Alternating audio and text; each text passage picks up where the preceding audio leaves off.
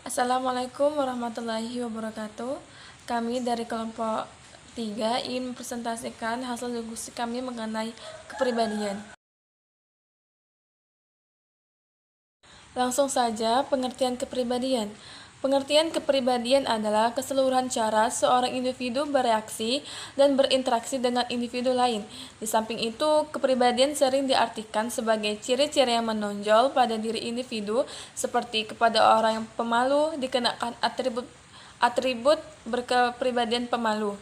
Kepada orang supel diberikan atribut berkepribadian supel, dan kepada orang yang pelin-pelan, pengecut, dan semacamnya diberikan atribut tidak punya kepribadian.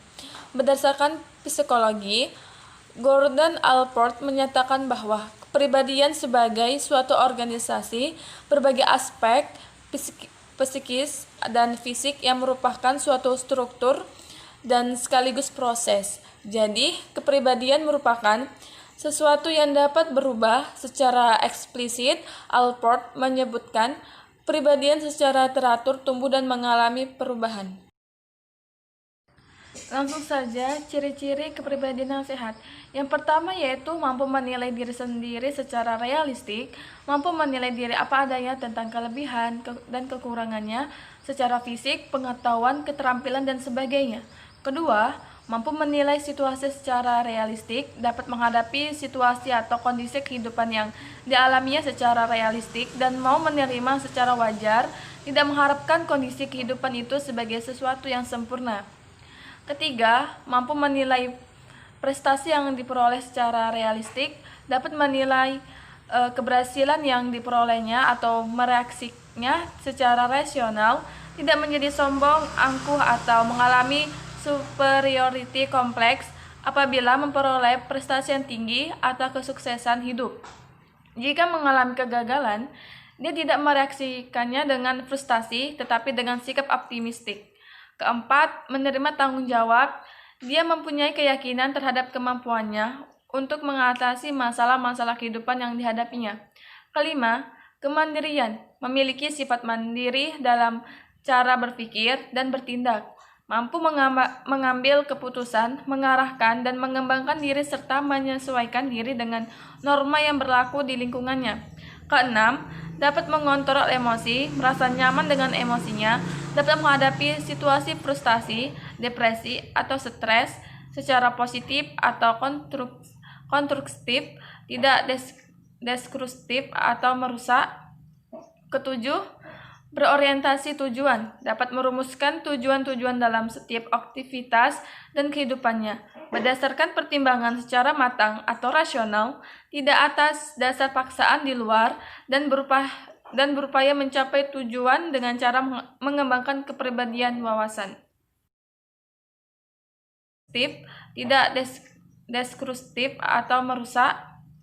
Ketujuh, berorientasi tujuan, dapat merumuskan tujuan-tujuan dalam setiap aktivitas dan kehidupannya, berdasarkan pertimbangan secara matang atau rasional, tidak atas dasar paksaan di luar, dan berupaya mencapai tujuan dengan cara mengembangkan kepribadian wawasan. Dari Machiavellianisme. Machiavellianisme adalah derajat sejauh mana seorang individu bersifat pragmatis, menjaga jarak emosional, meyakini bahwa tujuan dapat membenarkan cara. Ciri-ciri Machiavellianisme yang tinggi adalah memanipulasi lebih banyak, memenangkan lebih banyak, jarang dibujuk, dan membujuk orang lain lebih banyak dibandingkan dengan kaum Machiavellianisme rendah. Lanjut yang ketiga yaitu penghargaan diri atau self-esteem. Self-esteem adalah derajat suka tidak suka seorang individu terhadap diri mereka sendiri.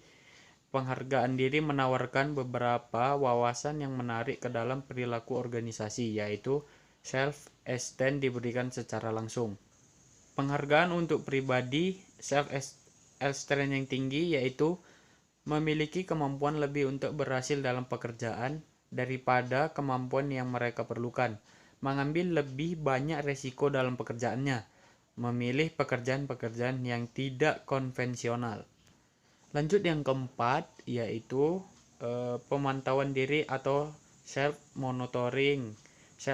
Monitoring adalah suatu ciri kepribadian yang mengukur kemampuan seorang individu untuk menyesuaikan perilakunya pada faktor-faktor situasional luar. Seseorang yang tinggi dalam pemantauan diri mempunyai kemampuan adaptasi yang besar dalam menyesuaikan perilaku mereka terhadap faktor situasional luar. Mereka sangat peka terhadap isyarat-isyarat luar dan berperilaku berbeda dalam situasi yang berlainan.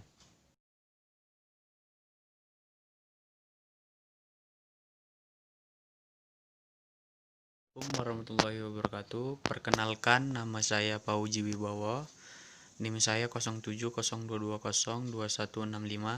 Baiklah, saya akan melanjutkan penjelasan dari teman saya, yaitu atribut kepribadian utama yang mempengaruhi perilaku nasional. Atribut kepribadian utama yang mempengaruhi perilaku organisasi. Sejumlah atribut kepribadian utama yang mempengaruhi perilaku organisasi adalah: 1. Tempat kedudukan kendali. 2. Machiavellianisme. 3. Harga diri. 4. Pemantauan diri. 5. Kecondongan untuk mengambil resiko. Dan yang keenam adalah tipe kepribadian. Lanjut ke penjelasan tentang atribut kepribadian tersebut di atas dijelaskan dalam uraian berikut ini. Yang pertama yaitu tempat kedudukan kendali adalah derajat sejauh mana seseorang yakin menguasai nasib sendiri. Ini dapat dibagi menjadi dua tipe, yaitu internalizer dan externalizer. Internalizer ataupun individu yang meyakini bahwa mereka mengendalikan apa yang terjadi pada diri mereka sendiri. Externalizer yaitu individu-individu yang meyakini bahwa apa yang terjadi pada diri mereka dikendalikan oleh kekuatan luar seperti kemujuran dan peluang. Ciri-ciri utama internal adalah tingkat absensi rendah, turnover rendah, lebih sukses, kinerja lebih baik, termotivasi untuk berprestasi. Ciri-ciri utama eksternal adalah kurang dipuaskan oleh pekerjaan, tingkat kemangkiran. Dan yang kelima adalah pengambilan resiko. Pengambilan resiko adalah suatu kepribadian yang mengukur dampak berapa lama manajer perlu waktu dalam mengambil keputusan dan beberapa informasi yang mereka perlukan sebelum mengambil keputusan. Seorang individu mengambil risiko tinggi adalah mengambil keputusan jauh lebih cepat dan menggunakan sedikit informasi dalam mengambil pilihan-pilihan daripada pengambilan risiko rendah dengan ketepatan keputusan yang sama. Kaitannya dengan perilaku organisasi adalah bahwa ada beberapa pekerjaan spesifik yang menuntut kecenderungan pengambilan risiko. Seorang wiraswastawan dan pedagang dituntut untuk pengambilan risiko tinggi, sedangkan pekerjaan yang bersifat administratif berkecenderungan pengambilan risiko yang rendah. Dan yang keenam adalah tipe kepribadian. Tipe kepribadian ada dua. Yang pertama yaitu kepribadian tipe A. Pelibatan agresif dalam suatu usaha dan berusaha terus-menerus mencapai sesuatu lebih banyak dalam waktu yang lebih singkat dan jika perlu melawan upaya-upaya melawan hal-hal atau orang lain. Ciri-ciri tipe ini adalah yang pertama selalu bergerak, kedua berjalan dan makan cepat, ketiga merasa tidak sabar dengan laju berlangsungnya kebanyakan peristiwa, yang selanjutnya berupa keras untuk memikirkan atau melakukan dua hal atau lebih secara serentak, tidak dapat mengatasi waktu luang, terobsesi oleh bilangan yang mengukur sukses dalam bentuk seberapa banyak semua hal yang mereka peroleh. Dan yang B, kepribadian B adalah tidak pernah merasa urgensi waktu bersama, ketidaksabaran mengiringi rasa tersebut, tidak pernah merasakan perlunya memperagakan atau membahas prestasi mereka kecuali bila paparan semacam itu dituntut oleh situasi, lebih menyukai kesantaian dan kesenangan, bukannya untuk menunjukkan keunggulan atau prestasi, dapat santai tanpa rasa lelah. Kepribadian dan budaya nasional. Setelah kita pelajari beberapa tipe kepribadian, maka dapatlah dikatakan bahwa tipe-tipe kepribadian itu muncul karena pengaruh dari budaya suatu negara yang dominan dari populasinya. Suatu kepribadian itu umum dalam setiap negara, tetapi suatu kepribadian akan banyak muncul pada negara-negara yang menganut budaya-budaya yang mendukung kepribadian itu. Sebagai contoh, pengambil resiko tinggi dan rendah hampir terdapat pada semua budaya, padahal budaya suatu negara seharusnya mempengaruhi karakteristik kepribadian. Kelompok internal lebih banyak terdapat pada masyarakat Amerika Utara, karena mereka memang berkeyakinan bahwa mereka yang menjadi penentu lingkungan.